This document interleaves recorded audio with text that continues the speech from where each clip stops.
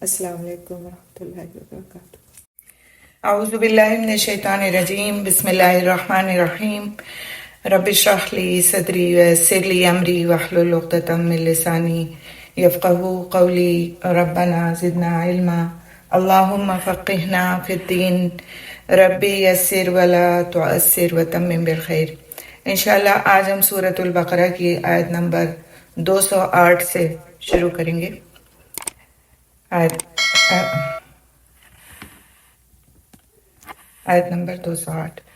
اعوذ باللہ من الشیطان الرجیم، یا ایہا الذین آمنوا ادخلوا فی السلم کافۃ ولا تتبعوا خطوات الشیطان انہ لکم عدو مبین۔ اے لوگو جو ایمان لائے ہو، اسلام میں پورے کے پورے داخل ہو جاؤ اور شیطان کے قدموں کے پیچھے نہ چلو، یقیناً وہ تمہارا کھلا دشمن ہے۔ تو اس آیت میں ایک طرح سے تاکید کی گئی ہے کہ اگر تم مومن ہو، اسلام لے آئے ہو، تو اب پھر تمہارے لیے کوئی گنجائش نہیں ہے کہ تم کچھ بھی شیطان کی پیروی کرو، کسی بھی معاملے میں دین سے ہٹ کر، اسلام کے احکامات سے ہٹ کر شیطان کے بنائے ہوئے راستوں پر چلو، اور ان تمام کاموں کو تمہیں چھوڑنا ہوگا جن سے اسلام میں منع کیا گیا۔ ایک روایت یہ بھی آتی ہے کہ یہ آیت جو ہے ایمان والوں سے یہاں مراد اہل کتاب مومن ہیں، اگرچہ وہ مومن ہو چکے تھے لیکن تورات کی چند باتوں اور سابقہ شریعت پر عمل پیرا تھے۔ ان کے بارے میں اللہ تعالیٰ نے فرمایا کہ مسلمان ہوئے ہو تو شریعت محمدیہ صلی اللہ علیہ وسلم کی ہر چھوٹی اور بڑی بات مانو۔ اسلام میں پورے کے پورے داخل ہونے سے یہ بھی مراد ہے کہ جو دین چھوڑا ہے اس کی باتوں کو اسلام میں شامل نہ کریں۔ اس سے یہ بھی مراد ہے کہ جو احکامات مصلحت اور خواہش کے مطابق نہ بھی ہوں ان کو بھی اپنا لیں، یعنی کہ جو بھی ہمارا دین ہم سے کہتا ہے وہ ہماری مصلحت کے مطابق ہے بات یا بات نہیں ہے، اس کو اپنانا ہی دین میں پھر پورے کا پورا داخل ہونا ہے۔ تو اسلام میں پورے داخلے کے حکم سے ہر مسلمان سے مطالبہ کیا گیا ہے اس آیت میں کہ وہ مخلص ہو جائے اور اللہ تعالیٰ کے ہو جائیں اور دلی جذبات اور شعور کے میلانات اور رجحانات کو اللہ تعالیٰ کے ارادے کے آگے جھکا دیں، ہر چھوٹا بڑا معاملہ اللہ تعالیٰ کے حوالے کر دیں، بغیر کسی مصلحت کے اسلام کو اپنائیں اور تحفظات کی پرواہ کیے بغیر اسلام کو اپنائیں۔ اسلام جسے اپنانے کے لیے کہے اسے اپنائیں اور جسے چھوڑنے کے لیے کہے اسے چھوڑ دیں۔ تو یہ اگر ہم اپنے آپ پر رکھ کر کے ان ساری چیزوں کو دیکھیں تو ہم خود جج کر سکتے ہیں کہ کیا ہم پورے کے پورے اسلام میں داخل ہیں یا ابھی کہیں سے کوئی چیز بچی ہوئی ہے کہ جس کو ہم اسلام کے مطابق نہیں کر پا رہے، اور اس کے لیے ہم اپنے آپ کو جسٹیفائی بھی کر لیتے ہیں کہ فلاں وجہ سے ہم ایسا نہیں کر پا رہے، فلاں وجہ سے ایسا نہیں کر پا رہے، حالانکہ ہمارا دین ہم سے کیا مطالبہ کرتا ہے؟ ادخلوا فی السلم کافہ، پورے کے پورے اسلام میں داخل ہو جاؤ، اور کہا کس سے جا رہا ہے؟ یا ایھا الذین آمنو، جو ایمان لے آئے ہو، ایمان والے ہو۔ تو مسئلہ کیا ہے یہاں پہ، مراد کیا ہے یہاں پہ کہ مسلمان تو ہو گئے ہو، اب ہم نے تو مسلمان ہوئے نہیں بلکہ ہم جس کو کہتے ہیں کہ خاندانی طور پر مسلمان ہیں، الحمدللہ ہم نے دین کو ایک نئے دین کے طور پر قبول نہیں کیا بلکہ ہمارے والدین مسلمان تھے لہٰذا ہم بھی مسلمان ہیں۔ تو دیکھنے کی بات کیا ہے کہ کیا واقعی ہم دین کے تقاضوں کو پوری طرح پورا کرتے ہیں یا ہم پک اینڈ چوز کرنے میں ابھی بھی لگے ہوئے ہیں؟ فلاں چیز تو یہاں کے ماحول کے مطابق نہیں ہے، ہم کریں گے تو نکو بن جائیں گے، فلاں چیز تو ایسی ہے کہ یہاں اس پر اگر عمل کیا جائے تو ہم کو تعصبی سمجھ لیا جائے گا یا لوگ ہمارے ساتھ تعصب برتیں گے، تو لہٰذا یہاں اس چیز کو رہنے دیتے ہیں۔ تو اسلام میں اس طرح کے پک اینڈ چوز کی کوئی گنجائش نہیں، کیونکہ اللہ سبحانہ تعالیٰ نے فرما دیا صاف صاف یا ایھا الذین آمنوا ادخلوا فی السلم کافہ۔ تو مومن جب شرح صدر کے ساتھ پورے طور پر اسلام میں قدم رکھتا ہے تو پھر وہ ایک ایسے جہان میں داخل ہو جاتا ہے جس میں اطمینان ہے، سکون ہے، جہاں اللہ تعالیٰ کی رضا ہے، جہاں نہ فساد ہے، نہ گمراہی ہے، نہ حیرانی ہے، نہ پریشانی ہے، جہاں انسانی نفس کے چھپے ہوئے حصوں تک میں بھی سکون ہوتا ہے، جہاں انسان کی ظاہری اور اجتماعی زندگی میں دونوں میں سکون ہوتا ہے۔ جب مومن ایک اللہ کی طرف رخ کرتا ہے تو وہ مستقلاً اس پر جم جاتا ہے، اس کا دل مطمئن ہو جاتا ہے۔ اب اس کا ایک راستہ ہے، ایک قبلہ ہے۔ اب اسے کسی جھوٹی قوت کا کوئی ڈر نہیں، کسی چیز کا خوف نہیں، نہ کسی چیز کی محرومی کا اور نہ کسی طاقت کے اپنے اوپر مسلط ہو جانے کا۔ پھر آگے اللہ سبحانہ تعالیٰ فرماتے ہیں وَلَا تَتَّبِعُوا خُطُوَاتِ الشَّيْطَانِ، اور شیطان کے قدموں کے پیچھے نہ چلو، یعنی اللہ تعالیٰ کی اطاعت اور فرما برداری اسی طرح کرو جس طرح تمہیں حکم دیا ہے، اور ان کاموں سے اجتناب کرو جن کا شیطان تمہیں حکم دیتا ہے، کیونکہ وہ صرف بے حیائی اور برائی کے کاموں کا ہی حکم دیتا ہے۔ جیسا کہ اللہ سبحانہ تعالیٰ فرماتے ہیں اس شیطان کے حکم کے بارے میں کہ انما یأمرکم بالسوء والفحشاء وان تقولوا علی اللہ ما لا تعلمون، وہ تمہیں جس برائی اور بے حیائی کا حکم دیتا ہے اور تمہیں برائی اور بے حیائی کا حکم دیتا ہے، اور یہ کہ تم اللہ تعالیٰ پر ایسی بات کہو جو تم نہیں جانتے۔ سورہ بقرہ کی آیت نمبر 169 میں ہم نے یہ پڑھا تھا۔ شیطان کے قدم اس کے ڈالے ہوئے وسوسے ہیں۔ شیطان کی اتباع کیا ہے؟ اس کے ڈالے ہوئے وسوسوں کی اتباع کرنا۔ تو بندہ جب دین کے سارے احکامات پر عمل کرنے کا ارادہ کر لیتا ہے تو وہ انسان کے دل میں اپنی خواہش کی محبت کو بیدار کرتا ہے، اور بندہ اس خواہش کی طرف مائل ہو جاتا ہے۔ پھر یوں ہوتا ہے کہ جو حکم خواہش کے مطابق ہوتا ہے انسان اس پر عمل کر لیتا ہے، اور جو خواہش کے خلاف ہوتا ہے اسے چھوڑ دیتا ہے۔ اسی لیے رب العزت نے فرمایا کہ شیطان کے قدموں کی پیروی نہ کرو، یعنی دل میں ابھرنے والے وسوسوں کے پیچھے نہ چلو۔ اس کے ڈالے ہوئے وسوسوں اور شبہات کی وجہ سے قرآن اور سنت کو چھوڑ کر کوئی اور راستہ اختیار نہ کرو، کیونکہ پھر وہ شیطان کا راستہ ہوگا۔ کل پرسوں میں پڑھ رہی تھی ایک واقعہ، ایک بہت بزرگ تھے اور کئی کتابوں کے وہ مصنف بھی ہیں، عربک رائٹر ہیں۔ تو وہ فرماتے ہیں کہ میں دین کی تبلیغ کے کاموں میں لگا ہوا تھا، اور باقاعدہ میری مجالس ہوتی تھیں، اور اس میں سینکڑوں کی تعداد میں لوگ آتے بھی تھے اور اپنے گناہوں سے تائب بھی ہوتے تھے، روتے بھی تھے۔ اللہ سبحانہ تعالیٰ نے ان کی زبان میں اتنا اثر دیا تھا کہ وہ جب بات کرتے تھے تو لوگوں پر اثر ہوتا تھا، اور لوگ روتے تھے، گڑ گڑاتے تھے، توبہ کرتے تھے اور اپنی ایک نئی زندگی کی شروعات کرتے تھے۔ تو اس طرح ان کی زندگی گزر رہی تھی اور وہ اپنے اس کام میں لگے ہوئے تھے۔ تو کہتے ہیں ایک دن میرے دل میں خیال آیا کہ جو تم سب کر رہے ہو یہ سارا سب کچھ تمہارا جو ہے ریاکاری میں لکھ لیا جائے گا، اس لیے کہ لوگ تمہاری اتنی واہ واہ کرتے ہیں اور تمہارے پاس اتنی تعداد میں آتے ہیں اور تم کو اتنا مانتے ہیں، تو تم تو ریاکاروں میں لکھ لیے جاؤ گے۔ اس سے بہتر یہ ہے کہ تم کیا کرو کہ اکیلے بیٹھ کر کے تو اللہ تعالیٰ کی عبادت کرو اور اس کا قرب حاصل کرو، اور اس کی عبادت میں اپنے آپ کو بالکل لگا دو اور کھپا دو۔ یہ تمہارے لیے زیادہ بہتر ہے بنسبت اس کے کہ تم لوگوں کے سامنے بیٹھ کر کے اپنی بات کہو۔ تو کہتے ہیں ایک لمحے کو دل میں خیال آیا کہ بالکل میرے دل کی بات سچی بات ہے اور مجھے ایسا ہی کرنا چاہیے، اور لوگ میرے پیچھے بہت کچھ آنے لگے ہیں، تو یہ ہو سکتا ہے کہ کہیں میں ریاکاروں میں نہ لکھ لیا جاؤں۔ کہتے ہیں دوسرے لمحے مجھے احساس ہو گیا کہ شیطان کا ڈالا ہوا وسوسہ ہے، اور وہ نہیں چاہتا کہ میں اللہ کے بندوں کی خیر خواہی کے کام کروں، اور وہ نہیں چاہتا کہ میں کوئی ایسا کام کروں جس سے کہ پھر کوئی دوسرا بھی اللہ کے قرب کے قابل ہو جائے، اللہ کی رضا کے لائق ہو جائے۔ اور پھر میں نے اس خیال کو جھٹک دیا کہ میں اکیلے بیٹھ کے عبادت کروں گا، اور اس طرف آ گیا کہ نہیں، میں اللہ کے بندوں کی خدمت کروں گا اور ان کو اللہ کے دین کی طرف بلاؤں گا۔ تو شیطان کا کام کیا ہے کہ کسی بھی انسان کو وہ اپنی کیپیسٹی کے مطابق اس کی خواہش کے ذریعے سے پھسلا لیتا ہے کہ یہ کام فلاں بندے کے سامنے میں پیش کروں جو اس کو زیادہ اچھا لگے، اور پھر میں اس کے ذریعے سے اس کو پھسلا لوں، اس کے اس زیادہ نیکی کے کام سے اس کو روک دوں جس میں وہ لگا ہوا ہے۔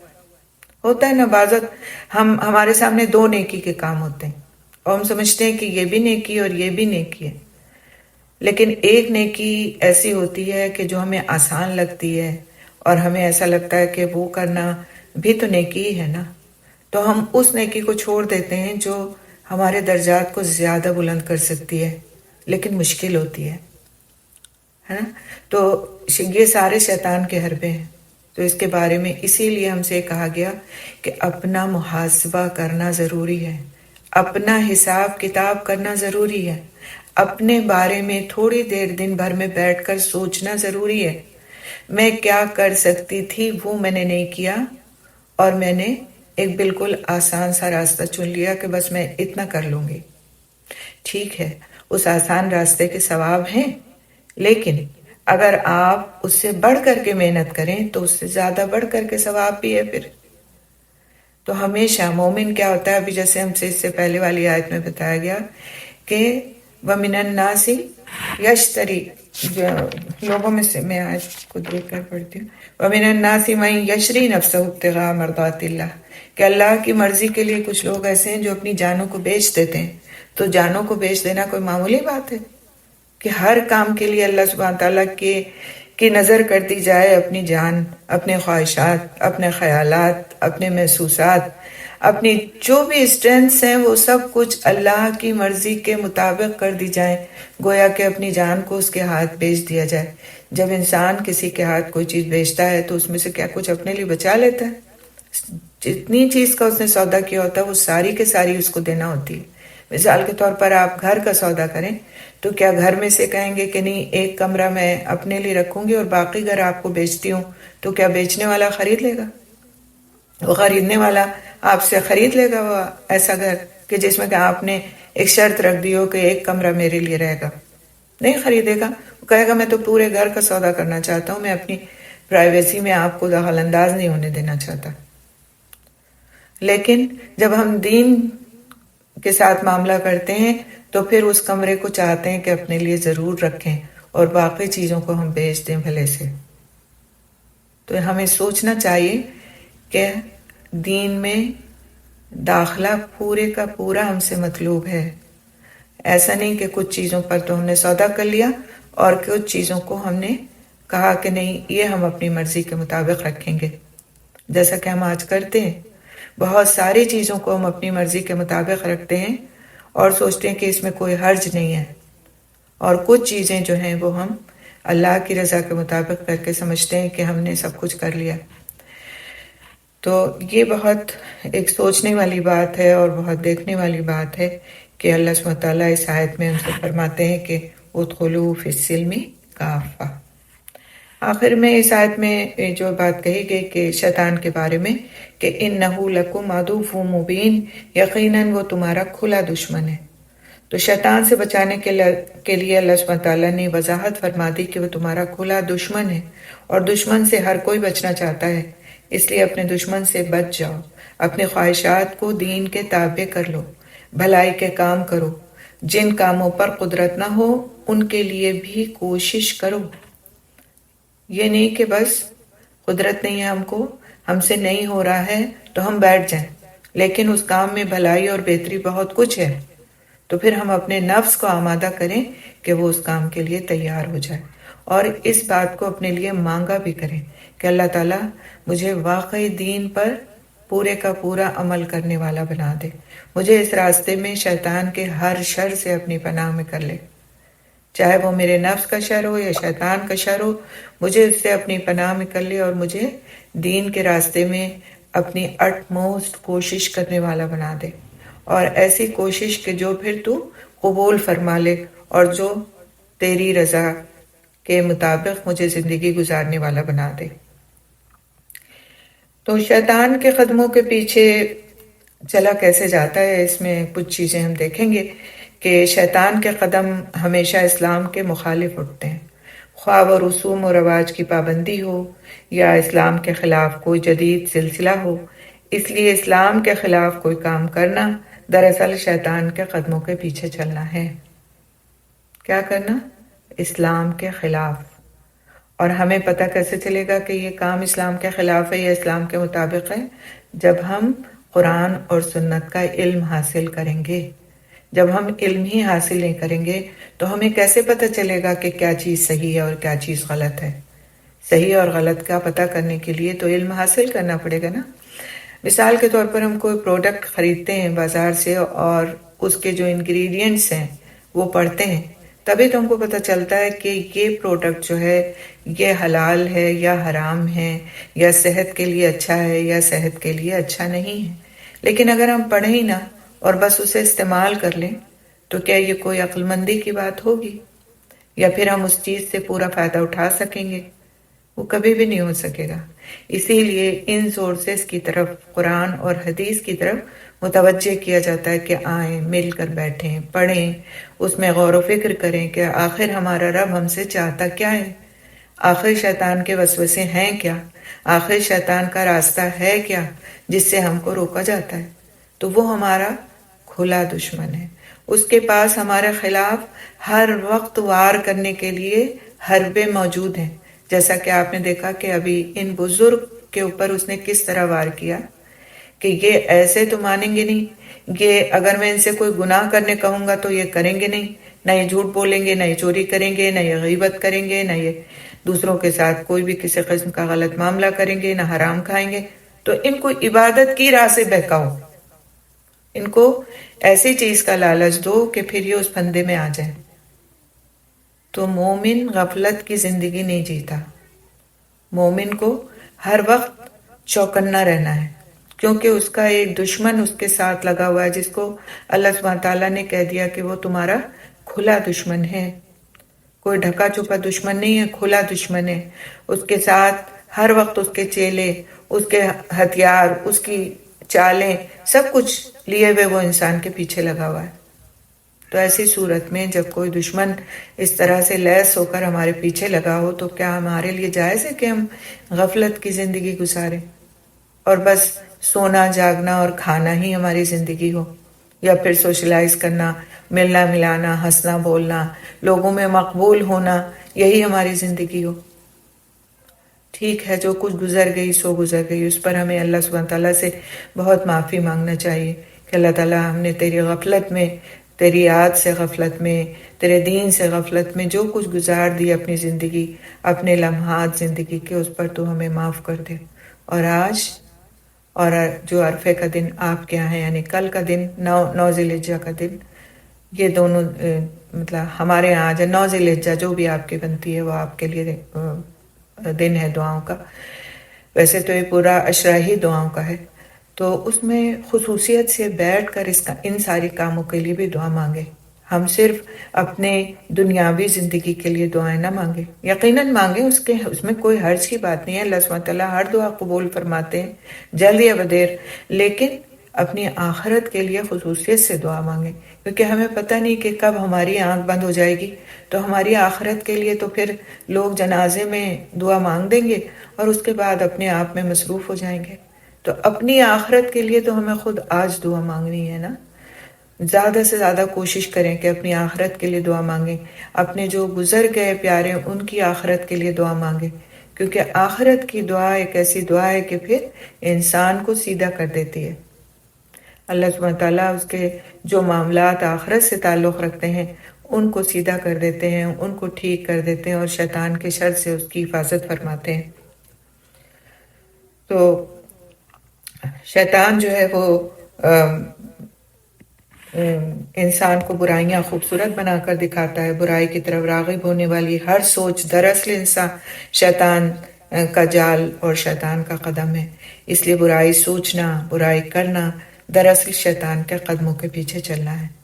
شیطان کے قدموں کے پیچھے چلنے والا اسلام کو چھوڑ کر دوسرے نظامہ زندگی کی پیروی کرتا ہے، یعنی دوسری قوموں کا جو طور طریقہ ہے اس کو اپنانا زیادہ بہتر سمجھتا ہے بنسبت اس کے کہ وہ اپنے دین کے کاموں کو کرے۔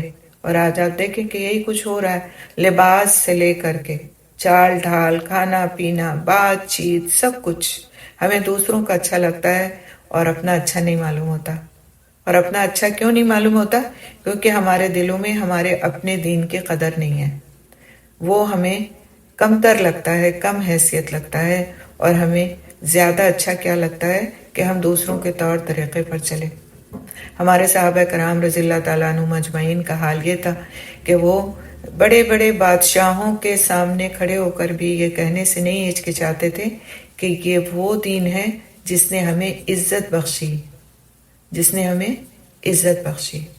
حالانکہ ان کے لیے جو جسم ہوتے تھے ان پر انتہائی معمولی لباس ہوتے تھے، ان کے پاس انتہائی معمولی قسم کے ہتھیار ہوتے تھے، ان کے پاس انتہائی معمولی قسم کا لائف اسٹائل ہوتا تھا، اس کے باوجود وہ کسی بادشاہ کے سامنے کھڑے ہو جاتے تھے تو بھی یہ کہنے سے نہیں ہچکچاتے تھے کہ یہ وہ دین ہے جس نے ہمیں عزت بخشی، اور وہ واقعی دین میں پورے کے پورے داخل ہو گئے ہوتے تھے، اس کی ہر چیز کو انہوں نے اپنا لیا ہوتا تھا۔ تو پھر واقعی اللہ سبحانہ تعالیٰ ان کے لیے عزت کا فیصلہ فرماتے تھے، اور یہ اللہ تعالیٰ کا وعدہ ہے کہ جو دین کے راستے میں دوسروں کے ساتھ خیر خواہی کرے گا، جو دین کے راستے میں تکلیفیں اٹھائے گا، وہ اللہ کی نظر میں معزز ہو جائے گا، اللہ کی نظر میں اس کی عزت بڑھ جائے گی۔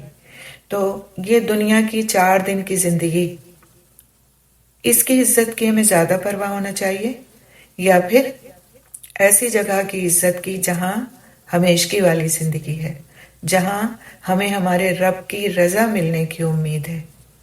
تو بات کیا ہے کہ جب ہم سوچتے ہیں ان سب باتوں کو تو ہمارے اندر عمل کا جذبہ پیدا ہوتا ہے، اور اگر ہم ان ساری باتوں کو سوچتے ہی نہیں ہیں تو پھر ہم چلے جاتے ہیں ایک ہی راستے پر، صبح اٹھتے ہیں رات میں سو جاتے ہیں، دن بھر وہی سارے مشاغل ہمارے ہوتے ہیں، اور زندگی ہماری بس گزرتی چلی جاتی ہے۔ تو اسی طرح سے شیطان کے قدموں کے پیچھے چلنے والا عبادات کو سنت کے مطابق انجام نہیں دیتا، عبادات کو سنت کے مطابق انجام نہیں دیتا۔ بعض وقت ہم چھوٹی چھوٹی سی سنتوں کو چھوڑ دیتے ہیں، یہ سوچ کر کے کہ سنت ہی تو ہے، اس کے نہ کرنے سے ہمیں کوئی گناہ تو ہوگا نہیں، لیکن اس کے کرنے سے جو درجات بلند ہو جائیں گے اس کے بارے میں ہم نہیں سوچتے۔ تو کیا درجات کی بلندی کی ہمیں کوئی فکر نہیں ہے؟ اور پھر ہم نبی صلی اللہ علیہ وسلم کی محبت کا دعویٰ کس حساب میں کرتے ہیں؟ اگر ہم ان کے طور طریقوں کو اپنی زندگی میں داخل نہیں کر سکتے تو پھر ان سے محبت کا کون سا دعویٰ ہمارا سچا دعویٰ مانا جا سکتا ہے؟ تو اللہ سبحانہ تعالیٰ سے بہت دعا کے ساتھ ہم اس آیت کا اختتام کرتے ہیں کہ اللہ سبحانہ تعالیٰ ہمیں واقعی دین میں پورے کا پورا داخل ہونے والا بنا دے، اور اس سلسلے میں شیطان کے ہر حربے سے ہم کو اپنی پناہ میں کر لے، خواہ وہ چھوٹا وسوسہ ہو یا بڑا وسوسہ ہو، اللہ سبحانہ تعالیٰ ہم کو اس سے اپنی پناہ میں کر لے۔ اور اس کے لیے شیطان کے وسوسوں سے بچنے کے لیے ہم کو دعائیں بھی سکھائی گئیں، اعوذ بکلمات اللہ التامات من شر ما خلق، اعوذ باللہ من الشیطان الرجیم۔ یہ ساری دعائیں کیا ہیں؟ اعوذ باللہ من الشیطان الرجیم ہم کیوں پڑھوائی جاتی ہے؟ ہمیں کسی بھی نیک کام کو کرتے وقت، کسی بھی کام کو کرتے وقت ہم بسم اللہ الرحمن الرحیم اعوذ باللہ من الشیطان الرجیم کے ساتھ کاموں کو کیوں شروع کرتے ہیں؟ اللہ سبحانہ تعالیٰ نے اپنے بندوں کو انہیں پروٹیکٹ کرنے کے لیے دعائیں سکھا دی، یہ چھوٹی چھوٹی دعائیں۔ اسی طرح سے لا حول ولا قوت الا باللہ العلی العظیم، اس کی بھی کثرت کرنا چاہیے۔ جن لوگوں کو بہت وسوسے آتے ہیں ان کو لا حول ولا قوت الا باللہ العلی العظیم کی کثرت کرنا چاہیے۔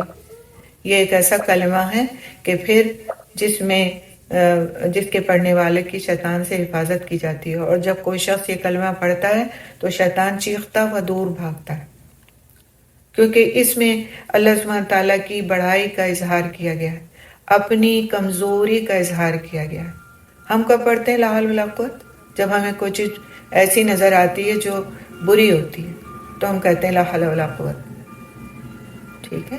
تو یہ کلمہ پوری تسبیح پڑھیں، اس کی جتنے جس کو وسوسے آتے ہیں اور نہیں بھی آتے تو بھی پڑھیں، یہ بڑا ہی اسٹرانگ کلمہ ہے، لا حول ولا قوت الا باللہ العلی العظیم۔ میرے اندر نہیں ہے قوت، میرے اندر نہیں ہے طاقت کہ میں یہ کام کر سکوں، میں پورے کے پورے اسلام میں داخل ہو سکوں، لیکن اللہ کے پاس اس کی قوت ہے اور وہی مجھ سے یہ کام کرا سکتا ہے۔ تو زیادہ سے زیادہ ان اذکار کی پابندی بھی کرنا چاہیے۔ پھر قل اعوذ برب الفلق، قل اعوذ برب الناس کو پڑھنے کا معمول بنائیں۔ بہت سے لوگ شکایت تو کرتے ہیں کہ ہمیں بہت وسوسے آتے ہیں، ہمارے لیے کام یہ کرنا بہت مشکل ہے، لیکن اس کا حل ہم سوچتے ہیں کہ نہیں سوچتے؟ حل نہیں سوچتے. ہم شکایات تو کر لیتے ہیں لیکن حل نہیں سوچتے.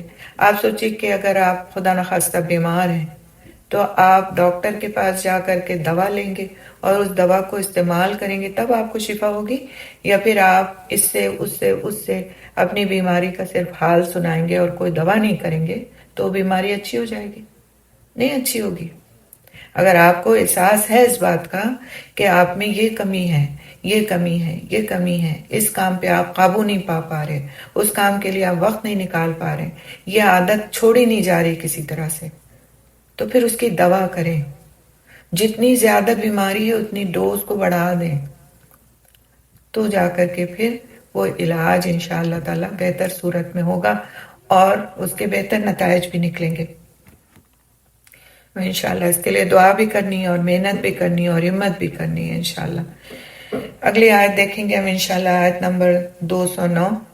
اعوذ باللہ من الشیطان الرجیم. فَإِن زَلَلْتُم مِّن بَعْدِ مَا جَاءَتْكُمُ الْبَيِّنَاتُ فَاعْلَمُوا أَنَّ اللَّهَ عَزِيزٌ حَكِيمٌ. ترجمہ: پھر اگر اس کے بعد تم پھسل گئے کہ تمہارے پاس واضح دلائل آ چکے تھے تو جان لو کہ یقیناً اللہ تعالیٰ سب پر غالب، کمال، حکمت والا ہے. تو واضح دلائل آنے کے بعد بھی صحیح راستے پر نہ چلنے والوں کو وعید دی گئی ہے اس آیت میں. فَإِن زَلَلْتُم مِّن بَعْدِ مَا جَاءَتْكُمُ الْبَيِّنَاتُ. پھر اگر اس کے بعد تم پھسل گئے کہ تمہارے پاس واضح دلائل آ چکے تھے، یعنی واضح دلائل آنے کے بعد، ان پر یقین کرنے کے بعد بھی اگر تم حق سے منہ موڑو گے اور صحیح راستے پر نہیں چلو گے تو جان لو، وَاعْلَمُوا، جان لو، ان اللہ عزیز حکیم، یقیناً اللہ تعالیٰ سب پر غالب، کمال حکمت والا ہے. تو یقین مانو کہ اللہ تعالیٰ اپنے انتقام میں غالب ہے، کوئی اس سے بھاگ کر کہیں نہیں جا سکتا اور نہ کوئی اسے عاجز کر سکتا ہے. اس کے احکام حکمتوں سے معمور اور اس کی ہدایات مصلحتوں سے بھرپور ہیں.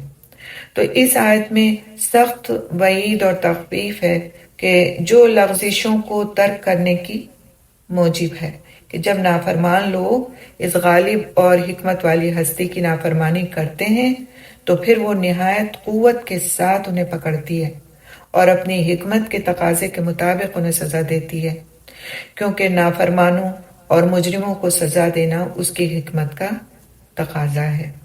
اللہ سبحانہ تعالیٰ عزیز ہیں. عزیز اللہ سبحانہ تعالیٰ کی صفت ہے. مطلب کیا؟ کہ سب پر غالب ہیں. اگر تم نے اللہ تعالیٰ کی ہدایات کی خلاف ورزی کی، مصلحتوں کے پیچھے بھاگے، تو اس کی قوت اور غلبے کا سامنا کرنا پڑے گا.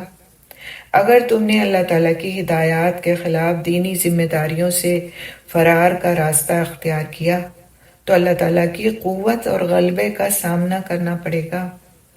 اگر تم نے دینی ذمہ داریوں سے رکنے کے لیے تحفظات کا راستہ یعنی محفوظ راستوں کو اختیار کیا تو اللہ تعالیٰ کی قوت اور غلبے کا سامنا کرنا پڑے گا. اس آیت کا اختتام بہت اہمیت کا حامل ہے کہ ان اللہ عزیز حکیم، کہ تمہارے پاس کھلی کھلی باتیں آ چکی، کھلے کھلے دلائل آ چکے، واضح احکامات آ چکے، اب بھی تم اس پر عمل نہیں کرو گے، اپنی مرضی کیے جاؤ گے تو پھر اللہ تعالیٰ کی پکڑ سے تمہیں خوف زدہ رہنا چاہیے، اس لیے کہ اللہ سبحانہ تعالیٰ غلبے والا بھی ہے اور حکمت والا بھی ہے اور اس کو پتا ہے کہ کس وقت کس کو پکڑنا ہے. بعض وقت سوال اٹھتا ہے ذہن میں کہ دنیا میں جو آج اتنے ظلم ہو رہے ہیں، اتنے بڑے بڑے ظالم ہیں، تو ان کی پکڑ کیوں نہیں آتی؟ ہے نا، اکثر آتا ہے دل کے اندر یہ سوال کہ آخر اللہ سبحانہ تعالیٰ ان کی پکڑ کیوں نہیں کر رہے اور ان کو سزا کیوں نہیں دے رہے؟ تو اس کا جواب بہت سمپل سا قرآن میں دیا گیا ہے کہ ہر چیز کا اللہ سبحانہ تعالیٰ کے یہاں وقت مقرر ہے، معین ہے، اور جب وہ وقت آ جائے گا تو پھر ایک لمحے کی بھی چھوٹ ان کو نہیں ملے گی. اس لیے یہ ہمارے سوچنے کی بات نہیں ہے کہ آخر کیوں ان کو سزا نہیں ملتی. یہ سوال ایک ایسا سوال ہے کہ پھر گویا ہم اللہ سبحانہ تعالیٰ کی قوت پر، اس کے غلبے پر، اس کی حکمت پر اور اس کی دیگر صفات پر سوال اٹھا رہے ہوں، یہ اس کے برابر ہے، جو کہ ہمیں ہرگز نہیں کرنا چاہیے کہ آخر ایسا کیوں نہیں ہو رہا۔ ہمیں نہیں پتا کیوں نہیں ہو رہا، اور نہ ہمیں پتا کرنے کے لیے کہا گیا کیوں نہیں ہو رہا۔ اللہ سبحانہ تعالیٰ کے کام ہیں، اس کو معلوم ہے کہ کس کام کو کس وقت پر کرنا ہے۔ اس نے ہمیں پہلے ہی بتا دیا کہ ساری کی ساری چیزیں ایک کتاب میں لکھی ہوئی ہیں، ہر چیز کا ایک وقت مقرر ہے۔ جس درجے میں اس دنیا میں نافرمانیاں اللہ سبحانہ تعالیٰ کی ہوتی ہیں، ہم ظلم تو دیکھتے ہیں کہ ظلم ہو رہا ہے، لیکن اس کے علاوہ جو نافرمانیاں ہو رہی ہیں، اگر اللہ سبحانہ تعالیٰ نافرمانیوں پر پکڑ کرنا شروع کر دے تو انسان کو ایک سانس لینے کی بھی مہلت نہ ملے، انسان کو ایک گھونٹ پانی پینے کی توفیق نہ ہو کہ وہ پانی پیے۔ کہ ہمارا کیا حال ہے، ہم اپنا حال دیکھیں کہ اگر ہماری کوئی نافرمانی کرتا ہے، ہمارے اپنے سگے بچے جن کو ہم اپنی جان سے پیارے رکھتے ہیں، وہ بھی اگر ہماری نافرمانی کرتے ہیں تو ہم ان کے ساتھ کیا معاملہ کرتے ہیں؟ ڈانٹ کا، ٹپٹ کا، مار کا، چیزوں سے ان کو ڈپرائیو کرنے کا، سزائیں دینے کا، ہر طرح کا معاملہ کرتے ہیں۔ بڑے ہو جاتے ہیں تو ان کو جائیدادوں سے عاق کر دیتے ہیں کہ کوئی حصہ نہیں، اس نے ہماری نافرمانی کی، سب کچھ کرتے ہیں نا۔ لیکن اللہ سبحانہ تعالیٰ کی نافرمانی، جس کے حکم کے بغیر انسان ایک سانس بھی نہیں لے سکتا، وہ ہم دھڑلے سے کیے چلے جاتے ہیں۔ کبھی ہم نے یہ سوچا کہ اس کی سزا ہمیں کیوں نہیں مل رہی ہے؟ اپنے بارے میں کبھی نہیں سوچتے ہم یہ بات۔ دوسروں کا ظلم ہم کو نظر آ رہا ہے کہ ان کو سزا کیوں نہیں مل رہی ہے۔ تو اللہ تعالیٰ کے فیصلے وہ بخوبی جانتا ہے کس وقت تک کس کو ڈھیل دینا ہے، کس وقت کس کو پکڑنا ہے، اور جب پکڑ آ جائے گی پھر اس وقت کوئی بنائے نہیں بنے گی، اس وقت تو پھر فیصلہ ہو جائے گا، اور جس نے ظلم کیا ہے اس کا عذاب اس کے لیے ہمیشگی والا ہوگا۔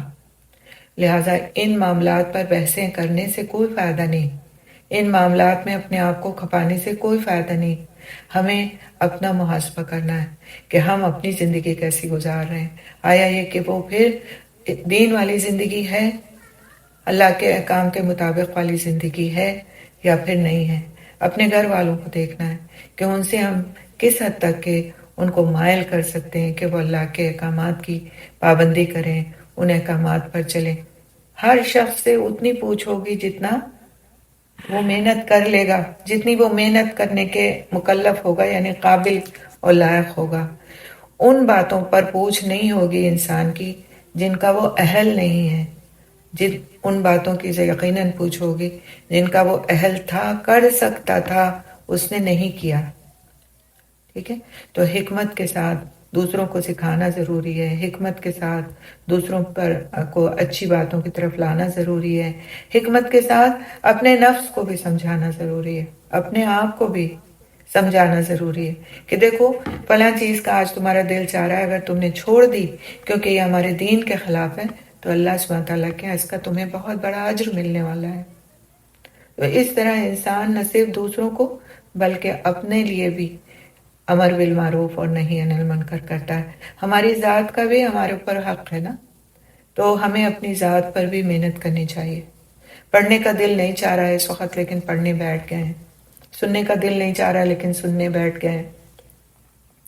بہت ساری ایسی باتیں ہیں کہ جو ہمیں زیادہ اٹریکٹ کر رہی ہیں، پرسوں عید ہے، عید کی تیاریاں کرنا ہے، گھر میں اتنے سارے کام پڑے لیکن ہم قرآن سننے کے لیے بیٹھ گئے کیونکہ یہ ہمیں اچھائی اور نیکی کی طرف بلاتا بھی ہے اور ہمارے لیے ثواب کا بھی باعث ہے، اجر کا بھی باعث ہے۔ تو یہ ساری جو قربانیاں ہیں یہ ایسے قربانیاں نہیں ہیں کہ ان کو اللہ سبحانہ تعالیٰ کے لکھا نہیں جائے گا۔ قربانی اصل میں ہے کیا، اس کو اگر انسان سمجھ لے تو بہت ساری چیزوں کا مسئلہ حل ہو جائے کہ قربانی ہر وہ چیز ہے جو اللہ سبحانہ تعالیٰ کے قریب کر دے انسان کو۔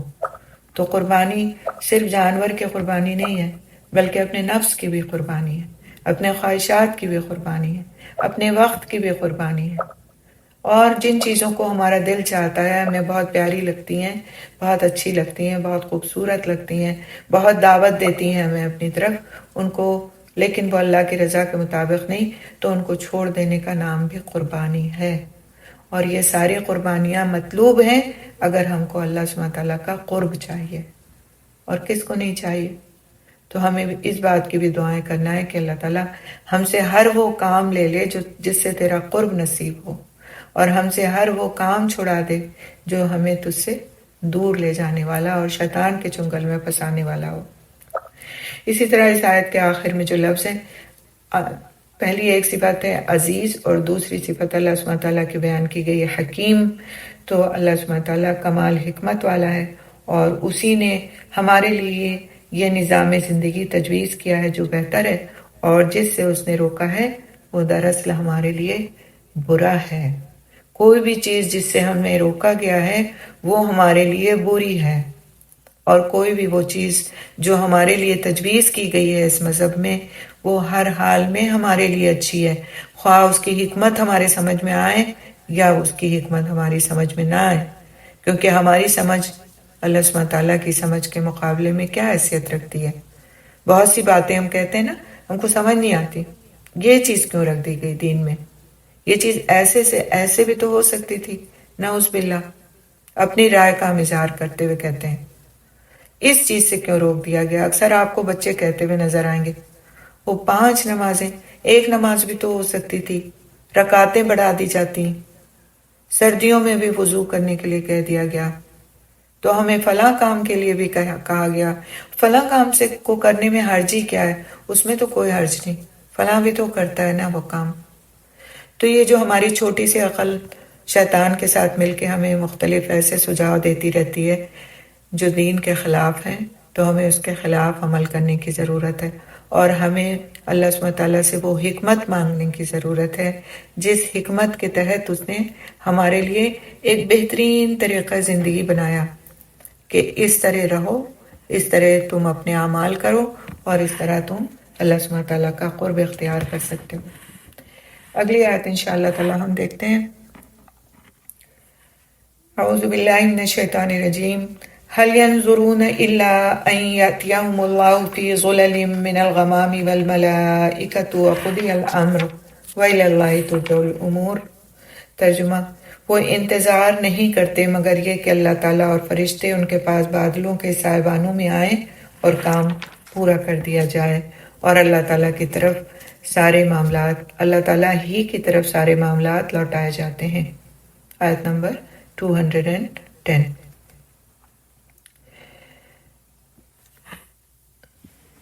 تو اس آیت میں کافروں کو ڈرایا گیا ہے کہ نبی صلی اللہ علیہ وسلم پر تم ایمان کیوں نہیں لاتے ہو؟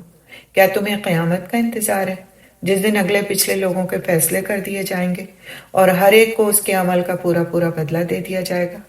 تو اللہ سبحانہ تعالیٰ سورہ فجر میں بھی فرماتے ہیں کلا اذا دکت الارض دکا دکا وجاء ربک والملک صفا صفا وجیء یومئذ بجہنم یومئذ یتذکر الانسان وانى له الذکریٰ۔ آیت نمبر 21 سے 23 تک سورہ فجر کی۔ اس کا ترجمہ ہے ہرگز نہیں، جب زمین کوٹ کوٹ کر ریزہ ریزہ کر دی جائے گی اور تمہارا رب آئے گا اور فرشتے بھی صف در صف آ جائیں گے، اور اس دن جہنم کو لایا جائے گا۔ اس دن انسان نصیحت حاصل کرے گا، اور اب اس کے لیے نصیحت کہاں؟ یعنی اب نصیحت حاصل کرنے کا فائدہ کیا ہے؟ کچھ بھی فائدہ نہیں۔ تو کافروں کو ڈرایا گیا ہے کہ جب اللہ تعالیٰ کی نشانیاں ظاہر ہو جائیں گی تو نیک اعمال کا وقت ختم ہو جائے گا، اور لوگوں کے انتظار سے مراد حل ینظرون سے مراد کیا ہے؟ قیامت کا انتظار، کہ کیا لوگوں کو قیامت کا انتظار ہے کہ وہ آ جائے، یا عذاب کا انتظار ہے وہ آ جائے تب وہ اعمال کو اپنے تبدیل کریں، جبکہ اعمال کی تبدیلی کا وہ وقت نہیں ہوگا، اعمال کی تبدیلی کا تو آج وقت ہے۔ تو یہ جو فرمایا گیا الا ان یاتیہم اللہ فی ظلل من الغمام والملائکہ، مگر یہ کہ اللہ تعالیٰ اور فرشتے ان کے پاس بادلوں کے سائبانوں میں آئیں، تو دنیا میں اللہ تعالیٰ اور فرشتوں کی آمد کا کیا وہ انتظار کر رہے ہیں؟ وقضی الامر، اور کام پورا کر دیا جائے۔ تو غیبی حقائق کے ظاہر ہونے کے بعد اسلام قابل قبول نہیں، یعنی جب یہ نشانیاں ظاہر ہو جائیں گی قیامت کی اور یک کے بعد دیگرے آتی چلی جائیں گی، تو قیامت کی نشانیاں جو ہیں وہ دو طرح کی ہیں۔ کچھ تو یہ ہیں کہ ان کا ظہور شروع ہو چکا ہے اور وہ ہمیں کہیں نہ کہیں نظر آ رہی ہوتی ہیں، جیسے کہ عریانیت بڑھ جائے گی، جھوٹ بڑھ جائے گا، اس طرح کی جو نشانیاں ہیں وہ آج نظر آ رہی ہیں۔ شراب کا پینا بڑھ جائے گا، بے حیائی بڑھ جائے گی، زناکاری بڑھ جائے گی، یہ چیزیں تو نظر آنا شروع ہو گئی ہیں۔ لیکن کچھ نشانیاں جو کہ تقریباً 11 یا 12 کی تعداد میں ہیں، وہ نشانیاں ایسی ہیں کہ وہ یکے بعد دیگرے آئیں گی۔ ان کے لیے کہا گیا وہ اس طرح آئیں گی گویا تسبیح کا دھاگا ٹوٹ جائے اور اس کے موتی گرتے چلے جائیں، جس طرح تیزی سے وہ گرتے ہیں ایک کے بعد ایک، اسی طرح وہ نشانیاں آئیں گی، اور پھر اس وقت کا اسلام قابل قبول نہیں۔ یعنی ایسی نشانی کے انتظار میں جس سے انہیں قطعی اور حتمی طور پر بات کا یقین آ جائے، ایسا یقین جیسے ہر انسان کو یہ یقین ہے کہ اسے موت آ کر رہے گی، تو اسے سمجھ لینا چاہیے کہ جب ایسی نشانی آ جائے گی تو پھر ایمان لانے کی کوئی قدر و قیمت نہیں ہوگی۔ ایمان لانے کی قدر و قیمت تو بس اسی وقت تک ہے جب تک کہ امور غیب حواس ظاہری سے پوشیدہ ہیں، یعنی جو غیب کے امور ہیں، معاملات ہیں، جب تک کہ وہ انسان دیکھ نہیں رہا ہے اور صرف غیب پر وہ ایمان لا رہا ہے۔ کیوں لا رہا ہے غیب پر ایمان؟ کیونکہ اللہ سبحانہ تعالیٰ نے اپنے نبی آخری الزماں کو ان احکامات کو دے کر بھیجا ہے، اور انسان مسلمان ہونے کے ناطے ان پر ایمان لاتا ہے اور عمل کرتا ہے، تو اللہ کے پاس اس کے اس ایمان کی قدر ہے۔ لیکن دیکھ لینے کے بعد عذاب کو، اور پھر اس وقت جو ہے انسان عمل کرنا شروع کرے، تو اس عمل کی پھر اللہ سبحانہ تعالیٰ کے پاس کوئی قدر و قیمت نہیں، کوئی اہمیت نہیں۔ سورہ انعام میں بھی اللہ سبحانہ تعالیٰ فرماتے ہیں هَلْ يَنظُرُونَ إِلَّا أَن تَأْتِيَهُمُ الْمَلَائِكَةُ أَوْ يَأْتِيَ رَبُّكَ أَوْ يَأْتِيَ بَعْضُ آيَاتِ رَبِّكَ يَوْمَ يَأْتِي بَعْضُ آيَاتِ رَبِّكَ لَا يَنفَعُ نَفْسًا إِيمَانُهَا لَمْ تَكُنْ آمَنَتْ مِنْ قَبْلُ أَوْ كَسَبَتْ فِي إِيمَانِهَا خَيْرًا قُلِ انتظروا انا منتظرون۔ وہ انتظار نہیں کر رہے ہیں مگر یہ کہ ان کے پاس فرشتے آ جائیں، یعنی کہ وہ اس بات کا انتظار کر رہے ہیں کہ ان کے پاس فرشتے آ جائیں، یا آپ کا رب آ جائے، یا آپ کے رب کی بعض نشانیاں آ جائیں۔ جس دن آپ کے رب کی بعض نشانیاں آ جائیں گی، کسی ایسے شخص کا ایمان اسے فائدہ نہ دے گا جو پہلے ہی سے ایمان نہ رکھتا تھا، یا اس نے اپنے ایمان میں کوئی نیکی نہیں کمائی تھی۔ آپ کہہ دیں تم بھی انتظار کرو، بلا شبہ ہم بھی انتظار کرنے والے ہیں۔ اور یہ سورۃ الانعام کی آیت نمبر 158 ہے۔ تقریباً ملتا جلتا موضوع ہے جو آج کی آیت میں ہم پڑھ رہے ہیں، کہ اس وقت پھر ایمان لانے کا کوئی فائدہ نہیں۔ اللہ سبحانہ تعالیٰ فرماتے ہیں وَإِلَى اللَّهِ تُرْجَعُ الْأُمُورُ، اور اللہ تعالیٰ ہی کی طرف سارے معاملات لوٹائے جاتے ہیں۔ تو اس میں اس بات کی طرف توجہ دلائی گئی کہ سارے کام چونکہ اللہ تعالیٰ کی طرف لوٹائے جاتے ہیں، اور اللہ تعالیٰ نے پورا حساب لینا ہے، اور اللہ تعالیٰ نے ہر ایک کو اس کے عمل کی جزا دینا ہے، اس لیے فوراً اسلام قبول کر لو، اللہ تعالیٰ کے آگے جھک جاؤ، تاخیر نہ کرو۔ یہ سخت وعید ہے کہ شیطان کی پیروی کرنے والے اس دن کے انتظار میں ہیں جو ہولناک ہوگا اور ظالموں کے دل دہلا دے گا، اور جس میں فساد کرنے والوں کو پورا بدلہ دیا جائے گا۔ تو جو لوگ پورے اسلام میں داخل نہیں ہوتے ان کو پھر ایک طرح سے ڈرایا جا رہا ہے، اور یہ طریقہ کار اختیار کیا جا رہا ہے کہ وہ متوجہ ہو جائیں۔ اللہ تعالیٰ جھنجھوڑتے ہیں کہ کس چیز کا انتظار ہے، کسی خوفناک دن کا انتظار ہے، کہ ایسے دن کا انتظار ہے کہ اللہ تعالیٰ بادلوں کے سائے میں آئے اور فرشتے صفیں باندھے ہوئے آئیں اور کوئی بات نہ کر پائے مگر صرف وہی بات کہ جس کی اللہ تعالیٰ کی طرف سے اجازت ملے۔ اور وہ دن دور ہی کتنا ہے کہ پھر وہ دن جب آ جائے گا تو کہہ دیا جائے گا کہ فیصلہ ہو گیا، فرصت کا وقت ختم ہو گیا اور کامیابی مشکل ہو گئی۔ سارے معاملات تو اللہ کے حضور ہی پیش ہونا ہے۔ تو کب تک انسان جو ہے بچتا رہے گا، چھپتا رہے گا، وقت کا انتظار کرتا رہے گا؟ کب تک وہ سلامتی کے دین میں داخل نہیں ہوگا؟ کیونکہ سلامتی کے لیے بھی تو یہ بات کہی گئی کہ پھر اس کا اجر بھی بہت نزدیک ہے. دیکھو سلامتی بھی تو بہت قریب ہے، یہ دنیا کی سلامتی بھی ہے اور آخرت کی بھی سلامتی ہے. اللہ سبحانہ تعالیٰ کیسے محبت سے انسان کو راغب کرتے ہیں. بار بار احادیث میں ہمیں ان کا ذکر ملتا ہے کہ دین کی طرف آؤ اور دین کے راستوں پر چلو، خوف نہ کھاؤ، میں تمہارا ہاتھ تھاموں گا، میں تمہیں چلاؤں گا، میں تمہاری مدد کروں گا. تو دین پر عمل کرنے والے کے لیے اللہ سبحانہ تعالیٰ اپنی مدد کا یقین دلاتے ہیں انسان کو، اور پھر بھی انسان پیچھے رہ جائے، پھر بھی انتظار کرتا رہ جائے. آپ دیکھیں کہ آج کسی کا بھی کسی لمحے کا بھی کوئی بھروسہ نہیں.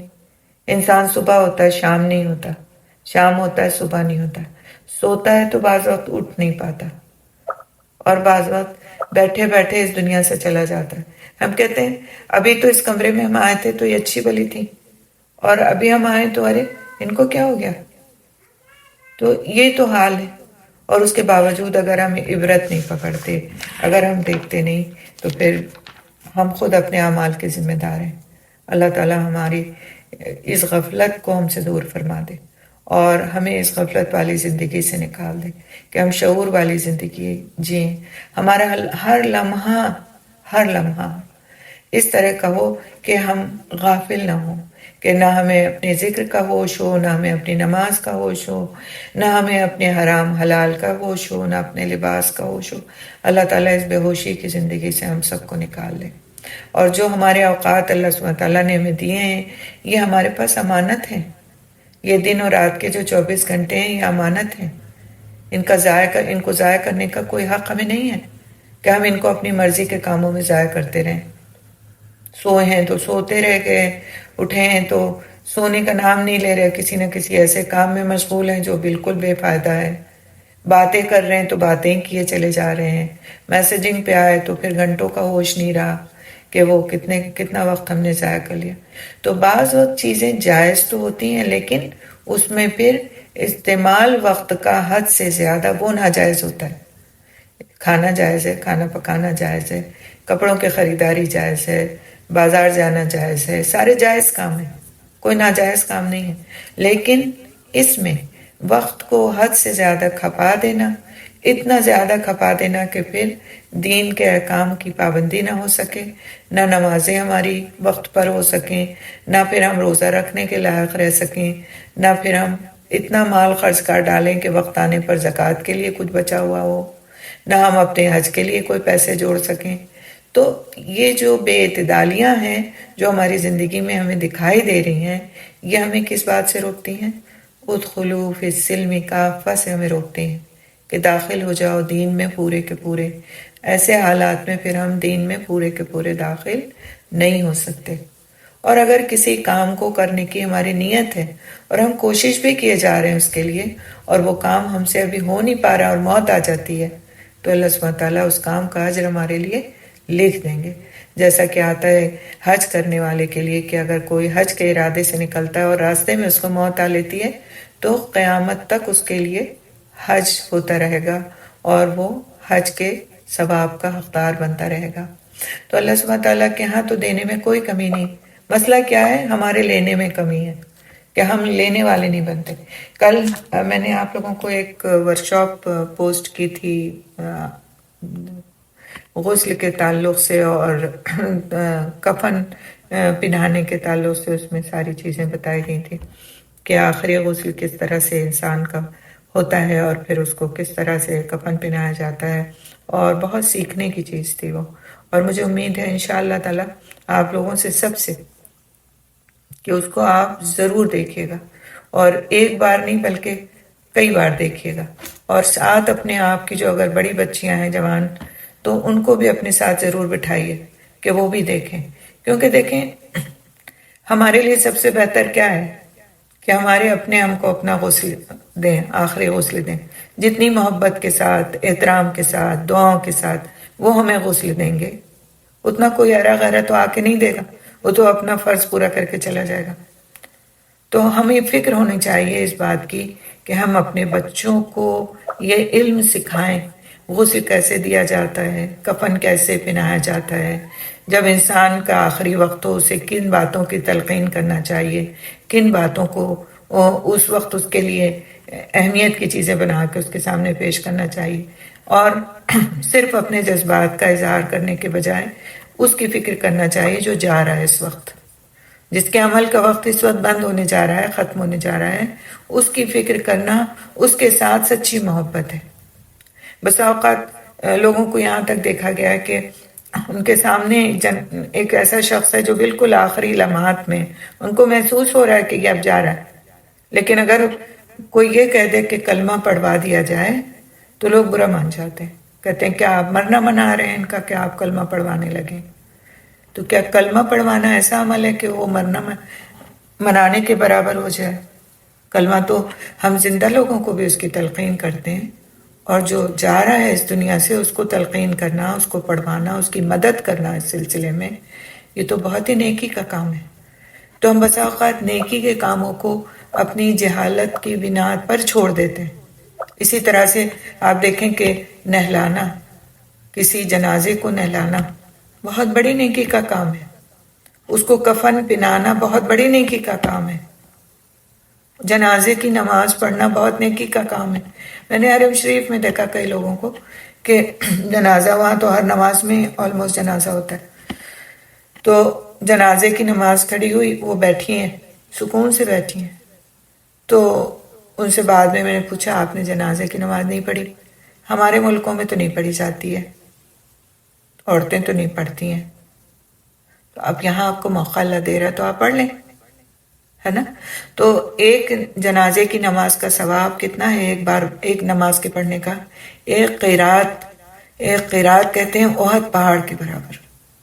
اور اگر کوئی شخص جنازہ پڑھنے کے بعد اس جنازے کے ساتھ تدفین تک کے لیے جاتا ہے، اس کی تدفین میں شریک ہوتا ہے، وہاں اس کو دفن کرتا ہے، تو اس کے لیے 2 قیرات کا ثواب ہے، یعنی 2 احد کے پہاڑوں کے برابر۔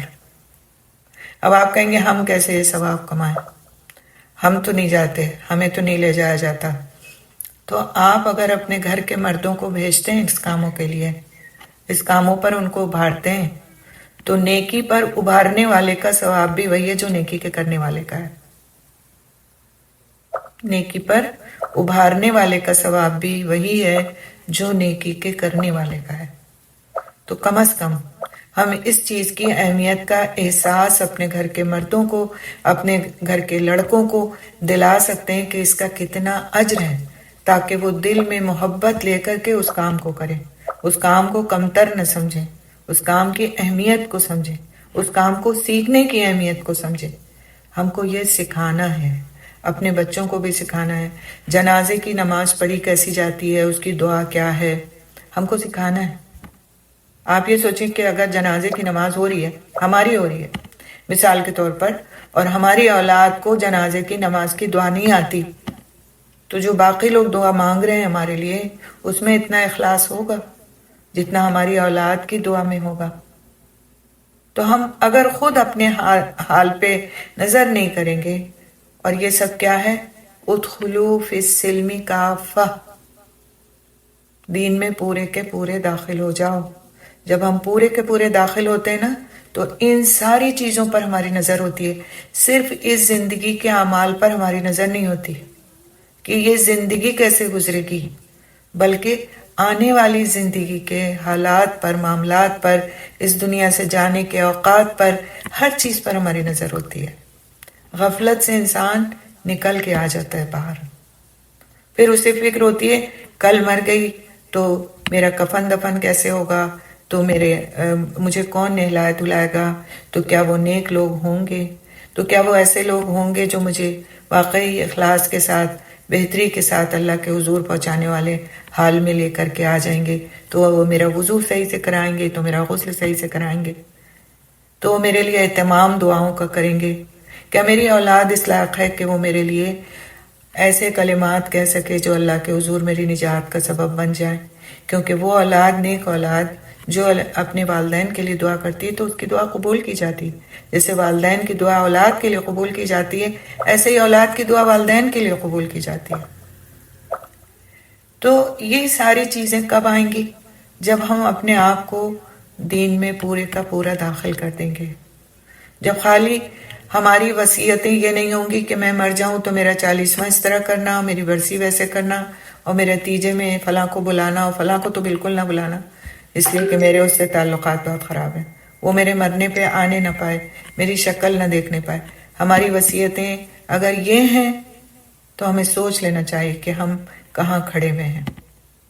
اور اگر ہماری وصیتوں میں یہ ہے کہ میرے مرنے کے بعد میرے ساتھ کوئی بدعت نہ کی جائے، میرے جنازے کے بعد میرے لیے دعا کا اہتمام میری اولاد خصوصی طور پر کرے، میرے مرنے کے بعد نمازوں کی تم لوگ پابندی کرنا، تم لوگ حلال سے اپنا رزق تلاش کرنا، حرام کے قریب نہ جانا، تم فلاں کام کرنا، تم دین کا علم حاصل کرنا، تم اللہ کے راستے میں صدقہ و خیرات کرنا، تم میرے لیے نیکی کا باعث بن جاؤ گے اگر تم یہ سب کرو گے.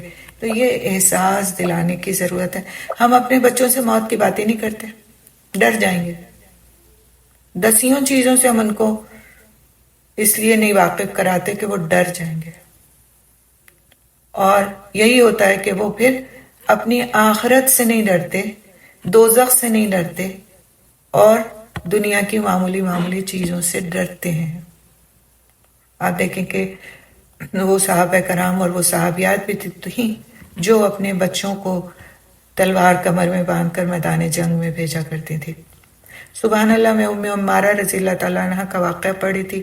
آج ہو سکتا ہے میں آپ کے چند منٹ اوپر لے لوں، کوئی بات، اس لیے میں اس کو برا نہیں سمجھ رہی، کیونکہ نیکی کا کمانے کا دن ہے. ہم ایک آدھ واقعہ اس طرح کا سن لیں گے تو انشاءاللہ تعالیٰ ہمارا ایمان ہی بڑھے گا. حضرت ام عمارہ رضی اللہ تعالیٰ عنہ کے بارے میں آتا ہے کہ وہ اس وقت آئیں، اس ڈیلیگیشن میں آئیں مردوں کے ساتھ، جب 70 مرد آئے تھے رسول اکرم صلی اللہ علیہ وسلم کے پاس مدینہ منورہ سے، اور مکے میں آ کر کے انہوں نے آپ صلی اللہ علیہ وسلم کے ہاتھ پر بیعت کی تھی، اور اس بات کے لیے کہا تھا کہ آپ مدینہ منورہ تشریف لائیں اور ہم آپ کی حفاظت کا ذمہ لیتے ہیں. ان میں ام عمارہ رضی اللہ تعالیٰ عنہ بھی شامل تھی، ان کے دونوں بیٹے شامل تھے اور ان کے شوہر شامل تھے، اور وہ اس بیعت میں شامل تھیں. اس کے بعد ام عمارہ رضی اللہ تعالیٰ عنہ کی اگر ہم زندگی دیکھیں تو حیرت ہوتی ہے کہ ایک عورت بھی اتنی پختہ ایمان والی ہو سکتی ہے، اور اس میں ہمارے لیے بہت بڑا سبق ہے. حضرت ام عمارہ رضی اللہ تعالیٰ عنہ ایک بہترین نرس تھیں، ڈاکٹر تھیں اس دور کی. تو جب جنگیں ہوتی تھیں تو وہ جنگوں میں ساتھ جایا کرتی تھیں. آپ صلی اللہ علیہ وسلم کے صحابہ کرام رضی اللہ تعالیٰ عنہ زخمی ہوتے تھے تو ان کا مرہم پٹی کرتی تھیں، ان کا دوا علاج کرتی تھیں.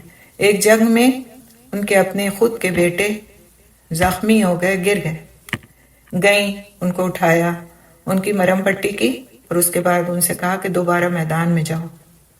اس وقت مسلمانوں کو ہماری ضرورت ہے. اس وقت نبی کریم صلی اللہ علیہ وسلم کے لشکر میں تمہارا ہونا اسے اور مضبوط کرے گا. تم جاؤ میدان میں اتر جاؤ دوبارہ. ہمارا کیا حال ہے؟ ہمارا کیا حال ہے؟ اگر رات چھوٹی ہوتی ہے تو صبح میں ہمیں بچوں کو نماز کے لیے اٹھاتے میں بھی دل دکھتا ہے کہ ابھی ان کی نیند پوری نہیں ہوئی. آپ دیکھیں کہ وہ بھی تو ایک عورت تھی نا، گوشت پوست کی بنی ہوئی اسی طرح کی ایک عورت جیسے ہم عورت ہیں. کیا ان کے دل کے اندر ممتا نہیں تھی؟ ان کے اندر محبت نہیں تھی؟ ان کے اندر اپنے بچوں کے لیے کوئی انس نہیں تھا؟ بات صرف کیا تھی کہ وہ دیکھ رہی تھی اس کامیابی کو جو ہمیشہ کی کامیابی ہے، اور ہم دیکھتے ہیں اس کامیابی کو جو اس دنیا کی کامیابی ہے. اسی طرح سے ہوا یہ کہ کچھ عرصہ گزر گیا اور وہ اسی طرح سے خدمات انجام دیتی رہیں. اس کے بعد ایک شخص تھا مسلمہ کذاب، اس نے نبوت کا دعویٰ کیا، نبوت کا دعویٰ کیا کہ میں نبی ہوں. تو آپ صلی اللہ علیہ وسلم نے کسی شخص کو اس تک بھیجنے کے لیے منتخب کیا کہ وہ جائے اور اس کو سمجھائے اور ایمان کی دعوت دے اس کو. تو انتخاب کس کا ہوا؟ ان کے دوسرے بیٹے کا، ان کے دوسرے بیٹے کا، ام عمارہ رضی اللہ تعالیٰ عنہ کے. ان کو بھیجا گیا اس شخص کے پاس. آپ سوچیں کہ وہ شخص کتنا شقیق، کتنا سخت دل ہوگا کہ جس نے نبوت کا دعویٰ آپ صلی اللہ علیہ وسلم کے رہتے رہتے میں کر دیا کہ میں بھی نبی ہوں. اور اس کے پاس، ایسے شخص کے پاس وہ عورت اپنے بیٹے کو بھیجنے کے لیے تیار ہو گئی، یہ سوچے بغیر کہ وہ شخص اس کا کوئی بھی حشر کر سکتا ہے. اور وہی ہوا. جب وہ پہنچے وہاں، انہوں نے آپ صلی اللہ علیہ وسلم کی دعوت اس کو سنائی، تو اس نے کہا کہ اب تم یہاں کھڑے ہو، تمہیں اس بات کی گواہی دینی ہوگی کہ میں نبی ہوں، میں نبی ہوں. تو انہوں نے کہا یہ کسی قیمت پر نہیں ہو سکتا کہ میں تم کو نبی مان لوں. تو وہ کیا کرتا تھا، ہر دفعہ ان سے کہتا تھا، اور ان کے انکار کرنے پر ان کا ایک ایک عضو کاٹتا تھا.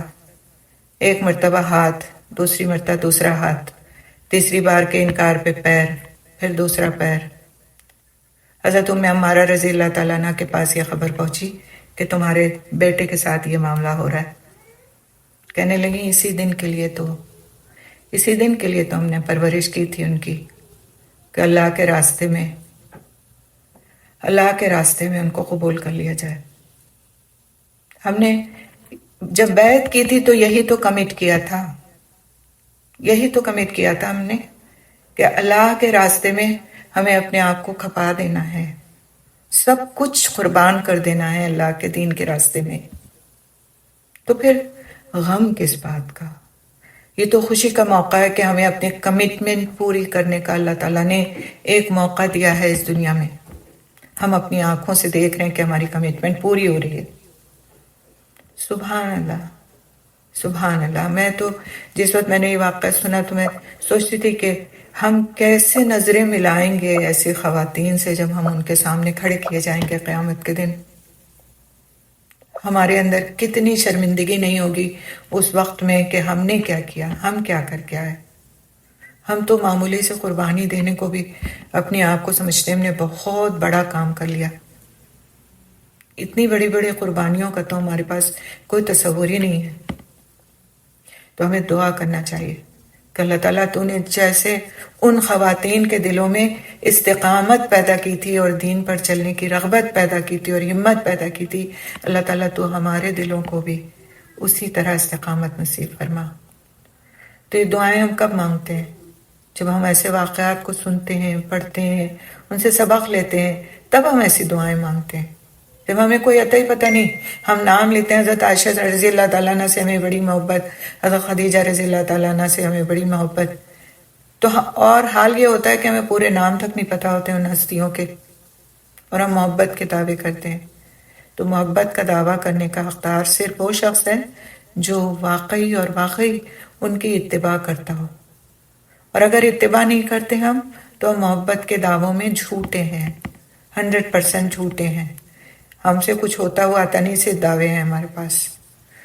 تو ادخلوا فی السلم کافہ کی جو آیت ہے یہ بہت گہری آیت ہے کہ پورے کے پورے داخل ہو جانے کا مطلب کیا ہے، کہ پھر اب ہم کچھ نہیں، ہماری ہستی کچھ نہیں، جو کچھ ہے وہ صرف اور صرف ہمارے رب کا حکم ہے جس پر ہم کو چلنا ہے انشاءاللہ باذن اللہ.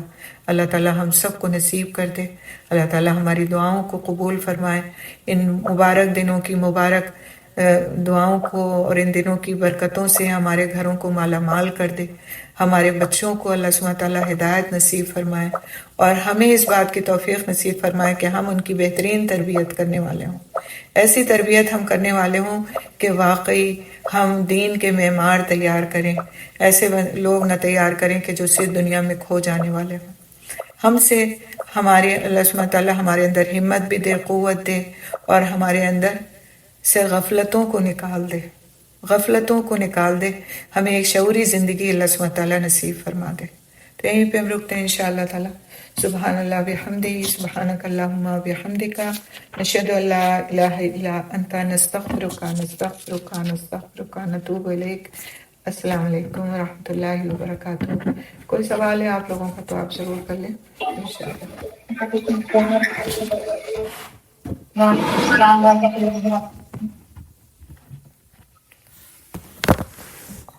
تو اس جمعے کو، کل والے جمعے کو آپ کی سیرت الصحابہ کی کلاس تو نہیں ہوگی. اس کے علاوہ اگر کچھ سسٹر معصوم میں نے پلان کیا آپ کے لیے، یا ادھر سسٹر ببلی نے آپ کے لیے کچھ پلان کیا، تو آپ لوگ وہ کلاس کر لیجیے گا.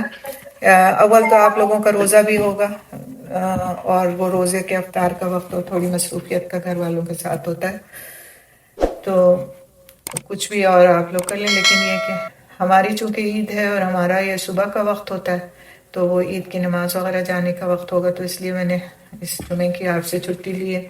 اللہ تعالیٰ بہترین طریقے سے ہمارا یہ وقت گزروائے آپ لوگوں کے لیے۔ اللہ سبحانہ تعالیٰ اس عید کو بہترین عید بنائے، اس فیصلے کے ساتھ کہ ہمیں واقعی اپنی زندگیوں کو دین میں پورے کا پورا داخل کرنا ہے اور ہر اس عمل کو اختیار کرنے کی کوشش کرنا ہے کہ جس کا ہمارا رب ہم سے مطالبہ کرتا ہے۔ ٹھیک ہے انشاءاللہ۔